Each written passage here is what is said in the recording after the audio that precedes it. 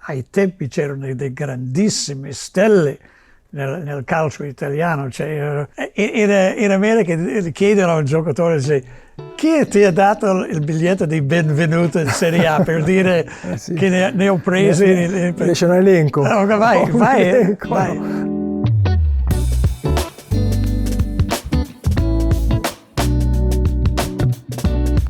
Amici sportivi, sono coach Dan Peterson qui con voi con Radio TV Serie A, intervistando niente meno che Gigi Apolloni, che è grande bandiera del Parma Calcio, anche ex nazionale, 94 con Arrigo Sacchi, ha giocato per Nevio Scala lì a Parma. Arrigo Sacchi è nazionale, quindi una grande carriera, e volevamo scambiare 2 o 3 pareri con lui.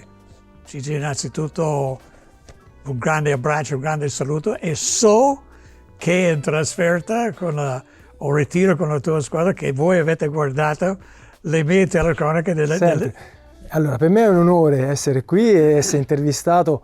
Farò invidia a tanti miei ex compagni, perché sei stato sempre un punto di riferimento. Mi permetto di darti del tu. Come no. È stato entusiasmante sentire nelle tue telecronache, le tue interviste, perché trasmettevi un'emozione unica.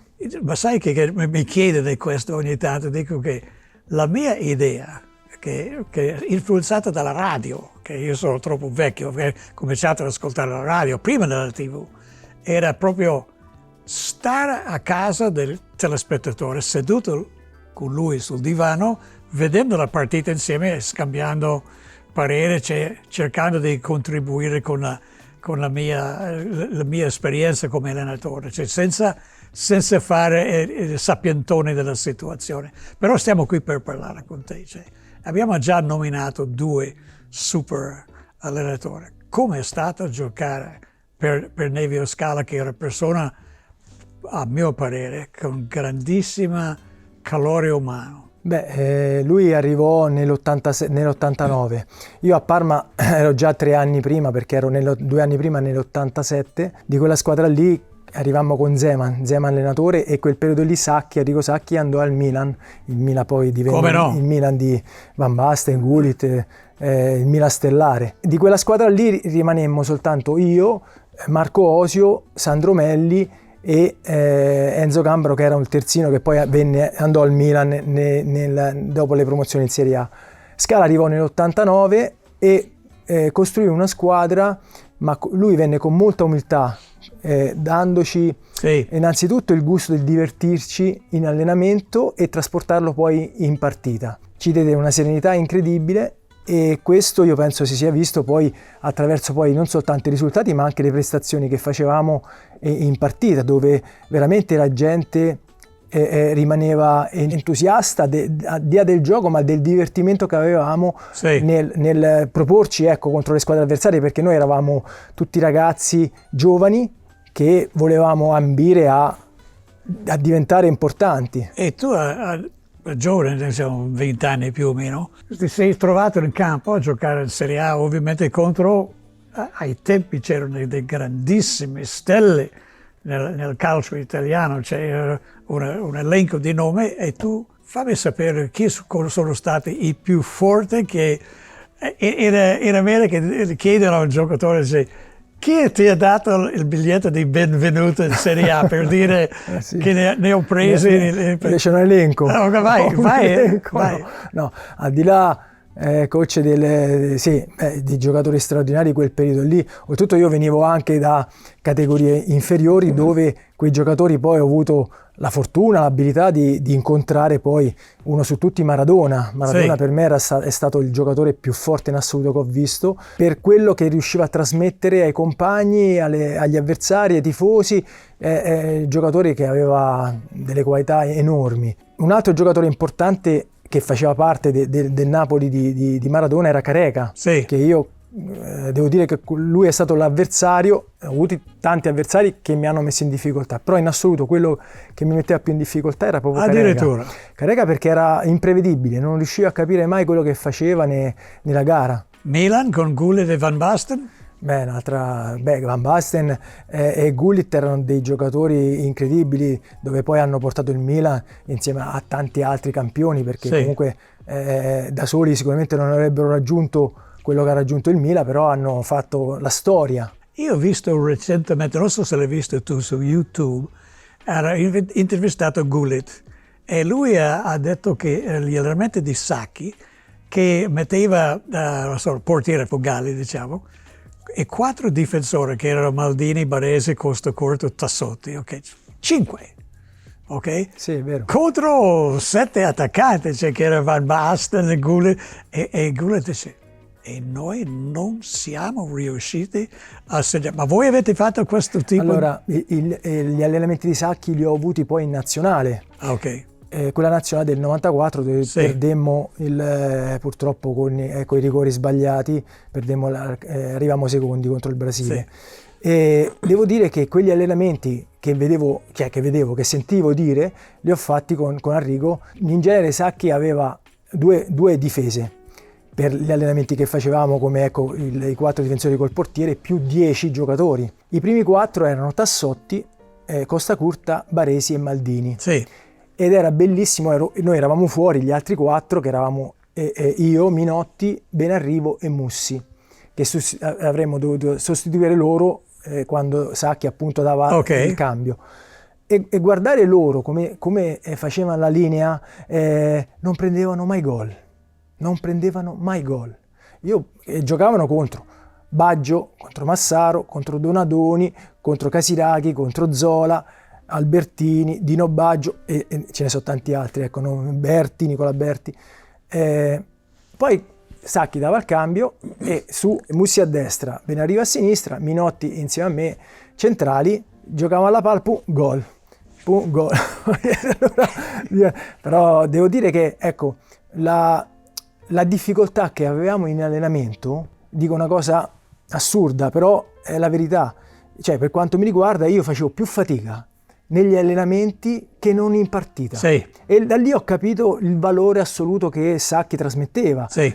Poi secondo me ha avuto anche, rispetto ad altri allenatori, la capacità di curare determinati particolari che magari qualcuno non curava, come la postura del corpo, come il saper leggere la palla libera, la palla coperta, che successivamente poi negli anni è venuta fuori. Cioè tutte situazioni che lui andava a curare, e questo ci ha permesso, ripeto, di fare, dopo abbiamo capito il perché il Milan ha raggiunto quello che ha raggiunto. Lui triplicava le qualità dei giocatori, le esaltava in maniera veramente altisonante. Perché? Perché dava l'opportunità a questi campioni, perché in difesa c'era uno come Baresi, giocatore straordinario, che dandogli quei particolari ancora di più esaltava quello che erano le sue peculiarità. Gigi, con Parma magari mi correggerai, però la più grande soddisfazione è avete vinto la Coppa delle Coppe, quindi in finale. Raccontami questo qui, che guarda, la gente ogni tanto, anche noi nel basket avevamo la Coppa dei Campioni, la Coppa delle Coppe, e come voi avete la Coppa UEFA, noi la Coppa Corac, ok? E ma conta solamente la Coppa dei Campioni. La gente non si rende conto quanto è difficile arrivare in finale. Io ho perso 3 finali di Coppa, ok? Quindi ne so qualcosa di questo. E quindi, meno male, ho vinto anche 2, però arrivare in finale, ho perso 2 finali io di Coppa delle Coppe, ok? Con la Virtus contro il Cantù nel 78 e con l'Olimpia Milano contro il Real Madrid per un punto alla scadere di tempo nell'84. E ho detto, hanno fatto il secondo posto. La gente non si rende conto di quanto, le battaglie che deve. Uno vede le finali, il risultato finale, non vede la quarta finale, l'ottava di finale, il girone di qualificazione, non sa quanto è difficile. Quanto è stato difficile per voi vincere questo titolo? Venivamo innanzitutto dalla vittoria della Coppa Italia l'anno precedente e che la giocammo contro la Juventus. Perdemmo 1-0 a Torino contro la Juventus di Boniperti, poi vincemmo, dove c'era anche Roberto Baggio, poi vincemmo 2-0 in casa e per noi fu un'esaltazione incredibile. Quella fu la prima competizione, al di là della promozione della B alla A, perché io dico anche questo, mi allargo un pochetto perché ogni step che abbiamo fatto è stato un motivo di creare i presupposti poi per andare a vincere anche la Coppa delle Coppe, dopo successivamente la Coppa UEFA. Ogni step, noi veniamo dalle Serie B con Scala, dove appunto poi coach, noi ci si allenava in un parco pubblico. Sì. Non c'era il centro sportivo a Parma, noi ci si spogliava allo stadio, questo parco pubblico era a 300 metri, quindi noi vestiti da atleti, vestiti da calciatori, con le scarpe da calcio, i pantaloncini, a piedi passavamo in mezzo al traffico per andare in questo parco dove c'era i vecchietti che giocavano a carte, le mamme che portavano i figlioli nei parco giochi. Quindi noi avevamo questo campo recintato e quello per noi era il nostro centro sportivo, straordinario. Quindi era aperto al pubblico perché venivano tutti a vederci. E lì secondo me abbiamo costruito le basi poi per vincere la Coppa Italia, vincere il campionato, dalla B alla A, vincere la Coppa Italia, cioè andare in Coppa, vincere la Coppa Italia e poi la Coppa delle Coppe. Non è stato facile perché comunque ogni percorso, ogni situazione presenta delle difficoltà. Sì. Però la bravura nostra, ma anche di Scala e della società, che ci davano tranquillità proprio nei momenti di difficoltà. Probabilmente le pressioni sono diverse, perché se vai a vedere le pressioni che ci sono con l'Inter, con la Juventus, con il Milan, sono completamente diverse. Io ho preso 3 delle squadre che sono, tra virgolette, the big three. Esatto, come anche altre squadre, però la pressione che noi avevamo è una pressione dove la gente, tutto quello che arrivava era di guadagnato, certo. Cioè c'era entusiasmo, e quell'entusiasmo che facciamo nostra, perché ripeto, noi ci si spogliava allo stadio a piedi e tanta gente ci salutava dalla macchina, si fermavano per fare i complimenti a Spriglia che faceva il gol, a Zola, a Taffer il portiere, a George Grun che è stato un grandissimo giocatore nazionale belga, difensore centrale, a Thomas Brolin che era un nazionale svedese. Quel percorso che abbiamo fatto e quella situazione che abbiamo creato successivamente step dopo step ci ha permesso di arrivare alla finale di Wembley contro l'Anversa, anche se secondo me la finale l'abbiamo fatta. Allora, time out. Come è stato scendere in campo a Wembley Stadium? No, è stata un'emozione unica, anche perché al seguito vennero, cosa straordinaria, da Parma 12.000 persone, cosa straordinaria per una cittadina come Parma. Sì. E anche se devo dire che Parma comunque è stata sempre una culla importante a livello calcistico, perché sono venuti fuori allenatori importanti, Arrigo Sacchi, Nevio Scala, che poi non andò al Real Madrid ma lo voleva al Real Madrid, Carlo Ancelotti. Carlo, stavo per chiederti di Carletto, però sì. Dimmi ancora la finale, avete vinto? Abbiamo vinto 3-1 contro l'Anversa. Ok. Ha fatto gol Melli, Cuoghi e Minotti. Con entusiasmo si sono viste, insomma, noi ripeto, ci divertivamo e quel divertimento poi si è visto nella partita. Potevamo andare in difficoltà, però avevamo all'interno una forza caratteriale, dettata anche da alcuni giocatori che man mano che noi facciamo stagione dopo stagione, la società con Pastorello, direttore generale, direttore sportivo, inseriva quegli elementi che aiutavano noi a crescere. Sì. E guardavano soprattutto la persona, guardavano chiaramente le qualità tecniche, le qualità tattiche, ma guardavano anche la persona, e quell'alchimia che si era creata era un'alchimia straordinaria, che è stato quel periodo degli anni 90 dove secondo me abbiamo vinto il rapporto rispetto a Milan, Inter, Juventus per i brevi periodi che sono stati. Secondo me ha fatto un passaggio secondo me straordinario. Carlo Ancelotti. Allora io una volta ho chiesto a Beccalossi, Beccalossi, tu che hai giocato insieme a Mancini, tu prevedevi Mancini come grande allenatore? Dan era già l'allenatore quando giocava, dava la formazione al mister. Tu hai visto questo in Ancelotti? Ma io l'ho vista già, io l'ho affrontato Ancelotti quando lui giocava nel Milan, nell'ultimo periodo di Sacchi. Che giocatore! È stato un giocatore che Sacchi ha voluto fortemente, lo prese dalla Roma, lo volle al Milan, e Carretto già era allenatore in campo. Sì. Carlo era un allenatore. Guarda, io ho visto una partita a San Siro, parlo io di Ancelotti per un secondo, e lui era Mr. Tuttofare, Mr. Fix-It, ok? Cioè, quei problemi in difesa, ci va dietro Ancelotti e sistema tutto il problema. Problemi in attacco, ci va avanti. Era come avere 3 giocatori. Sì, Lui valeva 3 giocatori. è vero, è vero. Una cosa straordinaria, con tutte quelle stelle, Gullit, Van Basten, Baresi, Maldini, tutti quanti, mi ha fatto più impressione Carletto. Cioè, per il valore per la squadra, cosa ha fatto lui per la squadra, cioè faceva tutti giocare meglio.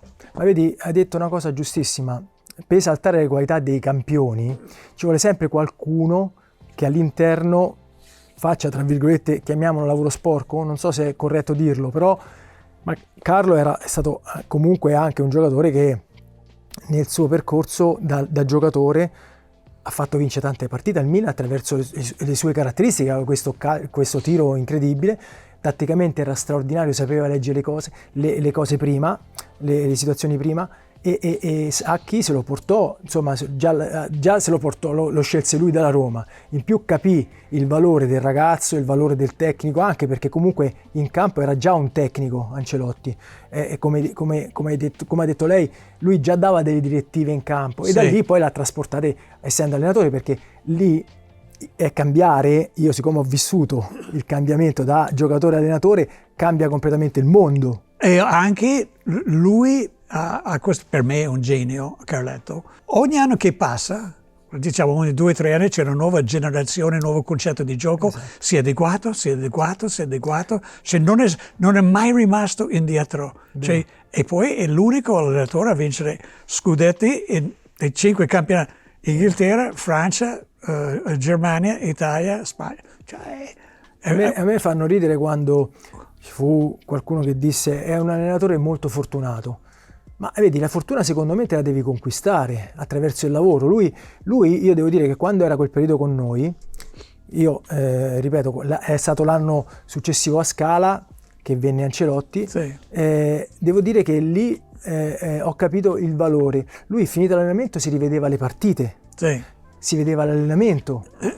Questo cioè non staccava mai. Cioè, l'essere umano ha bisogno intanto di rifiatare, di recuperare energie per poi ridare. Lui, secondo me, le energie le prendeva attraverso il documentarsi o il cercare di migliorarsi. Esempio classico, dopo 2005 che hanno perso con la finale, era sopra 3-0, cioè, con Liverpool. Cioè, non si è demoralizzato. Hernan Crespo, ogni tanto lo sento, dice l'unico giocatore aveva perso, aveva fatto doppietta in Coppa Campioni e averla persa. Sì, ma roba. Parliamo un attimo del mondiale, della nazionale mondiale, dove hai avuto l'onore veramente di indossare la maglia azzurra, cioè gioie, ma anche ovviamente momenti di delusione. Raccontaci qualcosa di questo. Ma allora, innanzitutto per me è stata un'emozione unica, nel senso che un sogno di un bambino che già aveva toccato attraverso la vittoria della BLA, quindi aveva toccato la Serie A contro giocatori che guardavo in televisione e ammiravo, uno su tutti era Maradona, e poi dopo chiaramente tutti gli altri. Aver raggiunto la nazionale, che eravamo in vacanza con Gianfranco Zola, con le nostre rispettive mogli, e arriva la notizia, già ero stato convocato in precedenza, però Sacchi doveva dare l'elenco di quelli che partivano per il mondiale, e con emozione insomma mi dissero guarda, sei convocato in nazionale.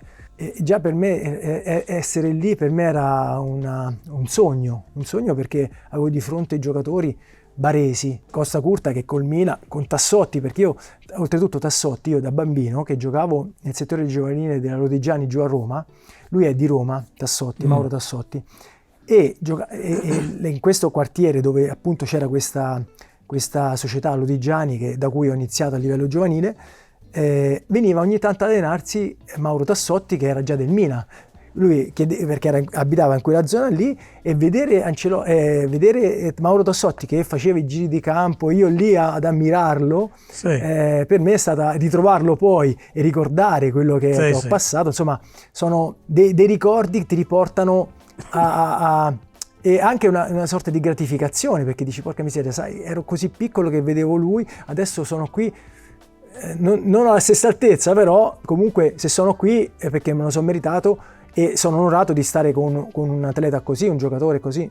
Ma guarda, io per 2 anni ho allenato, prima di venire in Italia, la nazionale del Cile, e posso dire che ognuno di loro che metteva la maglia, proprio la maglia rossa, che la roja, okay, e avevano loro, non come Nuova Zelanda nel rugby con la H, però avevano un grido che facevano CHI, che serve CHI, CHI, lei, C, lei, e gridavano questo prima di ogni partita. Io che sono americano, uno dice, che impatto può avere questo su Peterson? Invece avevo proprio brividi a sentire, perché si capisce quanto un giocatore è attaccato alla maglia, la maglia rossa in quel caso lì, voi con la maglia azzurra. Mi immagino la prima volta che la spogliatoia per la partita ti metti addosso. Dai, dimmi com'è stato. Beh no, l'emozione è straordinaria, come ho detto all'inizio. Il percorso nostro però non è stato facilitato, perché comunque abbiamo iniziato la prima gara che abbiamo perso contro l'Irlanda. Come no? A New York? A New York, esatto. C'ero io. Ecco, abbiamo perso una partita dove devo dire che ci furono delle critiche pesanti, terribile! Non soltanto noi, ma anche su Arrigo Sacchi, che aveva sbagliato tutto quanto. E devo dire che lì Sacchi è stato bravo, perché prese un ritaglio di un giornale dove ci accusavano di tante cose e lo mise nella bacheca lì nello spogliatoio da leggere. Grande! Questo secondo me è stata anche una chiave importante anche per la partita successiva, perché giocavamo contro la Norvegia. Sì. E c'è stato anche il mio esordio, dove lì vennero diversi problemi. Allora, primo, Pagliuca fa il fallo, è espulso, e Sacchi nella scelta di togliere Baggio per far entrare Marchegiani, il portiere, e chiaramente noi dovevamo vincere, perché la prima persa.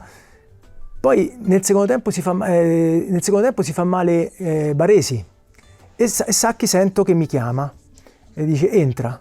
Io a freddo così sono entrato, non ho fatto il tempo a emozionarmi, perché sentivo il peso, a parte della maglia, ma sentivo anche quel senso di appartenenza, che noi dovevamo vincere quella partita lì.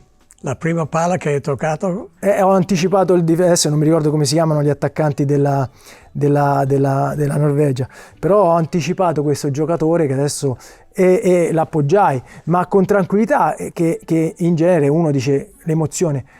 Probabilmente ero già pronto, tutti gli allenamenti precedenti che ci aveva fatto fare Sacchi, duri, e anche a livello di pressione, perché comunque Sacchi ti dava pressione psicologica, non solo fisica. Questo mi ha fatto trovare pronto. E poi vincemmo con il gol di Dino Baggio, che fece gol sul calcio d'angolo. Vincemmo 1-0 e mi sono reso conto quando l'allenatore dei portieri Gedeone Carmignani, che era il fido di Arrigo Sacchi, arriva da me e mi abbraccia, mi prende come dire che era felicissimo. La prima botta che hai preso in nazionale, da chi ti hai dato? La prima botta, io giocai 3 partite. La prima contro la Norvegia, che ho esordito, poi abbiamo giocato contro il Messico, che abbiamo fatto 1-1, anche lì per l'arrotto della cuffia siamo riusciti a passare il turno, e poi ho giocato la finale quando Roberto Mussi si è stirato nel muscolo e io sono entrato che dopo 20 minuti. E di fronte avevo 2 giocatori, Bebeto e Romario. Quindi anche lì non ho avuto il tempo di emozionarmi, di realizzare, perché era troppo importante la finale, dove avevi tutti gli occhi addosso, ma io se lei mi dice ti ricordi il contorno dello stadio come era fatto? Io non ricordo niente. No, visione tunnel. Esatto, io avevo soltanto la visione tunnel, dove praticamente vedevo i giocatori, chiaramente i miei compagni e gli avversari. Quello che la gente non sa, i tifosi, noi, io allenatore, tu giocatore, non sentiamo neanche il tifo. Esatto. Cioè, se non c'è il tifo, diciamo, troppo silenzio. Però se c'è un rumore assordante, ok, è un accompagnamento che ci vuole. Esatto, ma è vero, c'era questo senso di sentirsi, tra virgolette, isolati. Isolati nel senso... Isolati. E probabilmente era talmente alta la concentrazione, talmente alta anche l'emozione, perché comunque l'emozione c'era. Ti voglio chiedere, altro nome associato con Parma, Gigi Buffon. Gigi Buffon è stato per me il portiere più forte che ho visto in assoluto. Lui veniva, quando con Nevio Scala ci si allenava in cittadella, in questo parco pubblico, lui veniva dagli allievi, quindi non ha fatto il percorso primavera, la squadra prima della prima squadra. Lui veniva a allenarsi dagli allievi e in campo, allenamento, già si vedeva che era innanzitutto questa prestanza fisica. È incredibile. Madre e padre era atletica leggera, nazionale dell'atletica leggera. Pallavolo anche. E devo dire che poi aveva una forte personalità a 16 anni. Io ricordo che era la cosa divertente che finito l'allenamento si fermavano a Spriglia, si fermava a Zola a battere i rigori e lui li parava. Con tranquillità li prendeva in giro a 16 anni. Lì ho detto questo diventa uno dei più forti portieri, perché in realtà poi è stato così, perché aveva questa tranquillità giovanile, questa sfacciataggine, questa personalità giovanile, anche l'incoscienza che gli ha permesso secondo me di arrivare poi a pressioni, perché comunque quando arrivi ad alti livelli tante volte la gente non si rende conto che ci sono delle pressioni forti da tutti, da te stesso prima, poi dalla famiglia, poi dall'allenatore, poi dai tifosi, dai compagni, dalla società, dai giornalisti. Queste pressioni devi essere bravo a saperle gestire, e lui secondo me sotto quel punto di vista è nato per saper gestire quelle tensioni. La squadra più forte contro cui tu abbia giocato chi sarebbe? Beh, io quegli anni lì per me il Milan era la formazione più forte in assoluto. Ammiravo tantissimo come si muovevano, come tatticamente quello che facevano. Uno mi diceva, 6 mesi fa, sì, quella squadra del Milan c'era 11esimo, cioè il meno bravo di tutti, che Evani. Evani? Ha fatto vincere la Coppa Intercontinentale. Evani è un signor giocatore, cioè, per dire, sei l'11esimo, sai cosa vuol dire? Una macchina da guerra. Quella formazione lì era, ha detto bene, una macchina da guerra, perché ogni giocatore sapeva cosa fare in funzione del compagno, in funzione del reparto. Di tutto il reparti e dei reparti successivi, perché Sacchi ha portato un'innovazione incredibile. Tanti hanno storto il naso, però ha modificato l'assetto che, allora, noi anticamente ci si difendeva bassi, no? Il famoso catenaccio, dove aspettiamoli gli avversari, ci copriamo, tanto devono fare gol qui e poi ripartiamo. E l'Italia ha vinto anche un mondiale nell'82 con questa mentalità, che poi nel calcio conta, come penso nel basket, come penso in tanti risultato. Siamo schiavi dei risultati. Lui, secondo me, Sacchi è stato bravo a spostare la fase difensiva più avanti.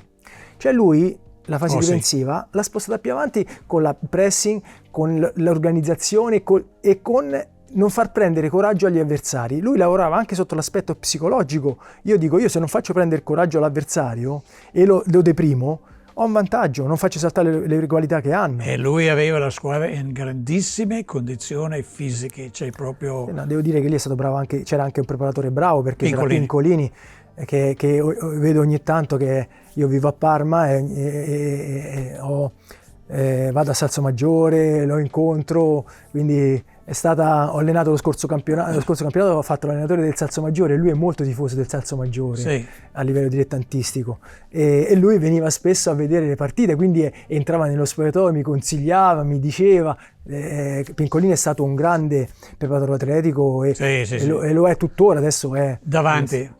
Davanti. Poi si sono modificate le cose, come è migliorato anche il calcio, è migliorato anche l'aspetto atletico. Calcio di oggi. Ma allora, il calcio di oggi, io ho notato, tante volte ci incontriamo con gli ex compagni, dove si vede, si nota molta fisicità, si nota l'atleta che a volte va a discapito della tecnica e anche della tattica. Anche nel basket molti allenatori preferiscono il grande atleta perché difende, recupera il pallone, prende il rimbalzo, però se deve fare un gioco... Io ho visto vedo delle partite con degli errori, parlo per quello che riguarda quello che è stato il mio ruolo. Una volta a noi ci insegnavano a marcare. Marcare significa metterti in una posizione tale da non permettere all'avversario di prendere palla tranquillamente, o di non farlo girare, o tenerlo sempre in pressione, anticiparlo. Il calcio di oggi, molte critiche dell'NBA, per esempio, che tu sai che l'NBA, che ti hai visto le partite, cioè tu avevi la palla, io ti marcavo, io potevo appoggiare la mano contro il tuo corpo, non più, cioè da hand check non c'è più. E anche qualcuno dice il calcio non è il calcio duro, fisico di una volta. Per la verità, se vedo qualche filmato del calcio degli anni 70, ovviamente è un altro sport rispetto a oggi fisicamente, però nessuno mi può dire che uno come Maldini non sia un cattivo barese. Questa è la gente veramente feroce in campo, dei contatti. Bergomi, tu passavi loro, prendevi una botta, cioè, finivi per terra. Ma allora c'è anche adesso, e chiaramente sono cambiati i regolamenti, cioè mentre una volta l'entrata, parlo da difensore, da dietro sull'attaccante, poteva esserci un'ammonizione, adesso se non stai attento prendi anche l'espulsione. Sì. Quindi questi regolamenti hanno fatto sì che devi valutare tantissimo l'intervento. Sì. Però gli scontri ci sono, perché ci sono duelli fisici anche importanti, che lo si vede nel campionato anche tuttora. La tattica individuale o la tecnica applicata, quello che ci hanno insegnato sì.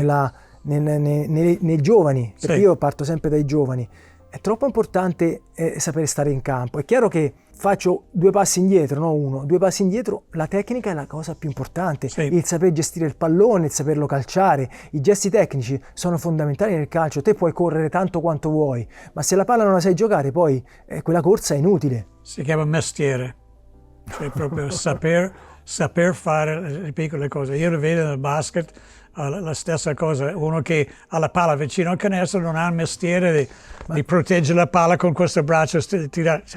Sai coach, io vengo da, come parlavo prima, dal settore giovanile della Lodigiani, che è stata famosa, sono venuti fuori dei giocatori importanti, uno è Totti, che ha giocato nel settore giovanile della Lodigiani. Una cosa sono 2 le cose importanti a livello tecnico che ci insegnavano. Uno era la forca praticamente è questa, è chiamata forca perché sembra una forca, questa fune che scende giù, il pallone che lo metti a altezza per poter calciare, e se la calci male la palla ti torna indietro, chiaramente è legata a questa fune che fa questo pendolo, fa il pendolo. Se te la calci male ti torna male, allora impari a calciarla. E un'altra cosa importante è il muro.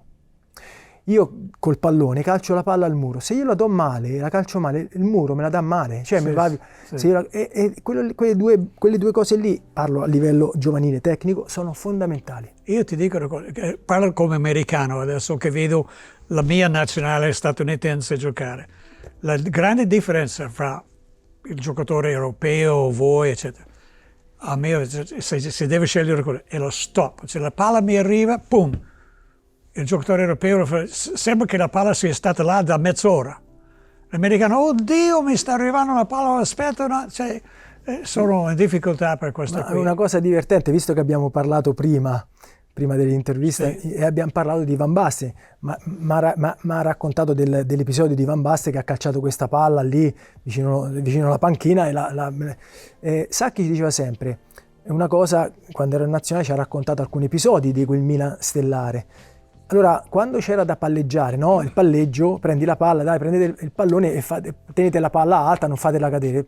E Van Basten, Gullit, visto che si è parlato anche di Gullit, Rijkaard, che era stato un altro campione, prendeva la palla e loro gli cadeva, mentre a Maldini, Tassotti, agli italiani, pum pum pum, non gli cadeva mai. Quando c'era da fare lo stop a seguire, Van Basten, Gullit, Rijkaard erano dei fenomeni. Calciavano la palla e loro lo stop a seguire, sì, sì, il calcio al volo, loro erano fenomenali. E lì Sacchi ha capito quanto era importante anche la tecnica in movimento. Sacchi è stato molto bravo a adeguarsi alla realtà del Milan, della grande squadra del livello. Per me è stato... Ultimissima domanda. Nazionale italiana calcio con Rino Gattuso in panchina, tutti dicono, Gattuso invece aveva vinto 2 partite, 5 gol. Come vediamo il futuro? No, io devo dire che Gattuso per eccellenza è stato un grandissimo calciatore, ma è stato anche come immagine un grandissimo, una persona generosa, sì, che dava nel calcio, che ha dato nel calcio, e qualsiasi squadra, qualsiasi giocatore l'avrebbe voluto come compagno di squadra. Io penso che lui da allenatore ha trasportato un po' questo suo carattere, questa sua determinazione. Assolutamente. E sono convinto che è stato scelto anche per questo, perché vedevamo ultimamente una nazionale piatta. Sì. Cioè, non vedevi quel senso d'appartenenza, cioè io ho visto poco senso d'appartenenza, Bravissimo. che poi sono state probabilmente motivazioni che non riuscivano, che i giocatori stessi io non penso che non sentano il senso di responsabilità della maglia, però devono avere probabilmente una guida, un fuoco sotto. Gigi, correggimi se sbaglio, prima di Gattuso giocavo con un po' di, non dico paura, però un po' di paura, e con Gattuso non hanno giocato con paura. Ma probabilmente lui ha dato coraggio a questa squadra, guardando le cose positive e mai quelle negative. In Italia siamo purtroppo troppo, guardiamo soltanto le cose negative. Noi dobbiamo guardare anche, per spronare e migliorare i ragazzi, le squadre, il contesto di una squadra, anche soprattutto le cose positive, che sono quelle che ci permettono poi di esaltarle. Sì. Sacchi diceva una cosa importante, probabilmente Gattuso non l'ha avuto come allenatore, però potrebbe aver preso. Quando un calciatore si concentra sull'avversario prima della partita, lui diceva sempre: concentratevi su quello che dovete fare, cioè la vostra testa deve essere proiettata a quello che dovete fare, raffiguratevi magari l'avversario che avete di fronte, io parlo da difensore, l'anticipo, il colpo di testa, la posizione, il temporeggiare. Il fatto di pensare intensamente a quello che devi fare non dà opportunità agli altri pensieri di entrare, che può essere l'ansia, la paura. Queste informazioni qui, lui è stato bravo infatti è stato un insegnante anche sotto quel punto di vista lì, nulla togliendo che io ho avuto la fortuna di avere lui come allenatore, come CT, perché come allenatore non l'ho avuto, però io ho avuto tanti altri allenatori bravissimi, Nevio Scala che è elencato, poi ho avuto Ancelotti, ho avuto Malesani, ho avuto Prandelli, che per me è stata un'altra scoperta straordinaria. Ecco, però Sacchi sotto quel punto di vista lì è stato bravo, perché curava ogni minimo particolare che ha fatto poi la differenza nella sua carriera e ha creato quel Milan. Gigi, abbiamo bruciato. Per me è stato un onore. È stato un onore, grazie. Grandissimo. Grazie coach. Amici sportivi di Radio TV Serie A, questo è tutto per questa puntata. Gigi è stato grandissimo. Poi dobbiamo fare un altro prima. Ciao a tutti.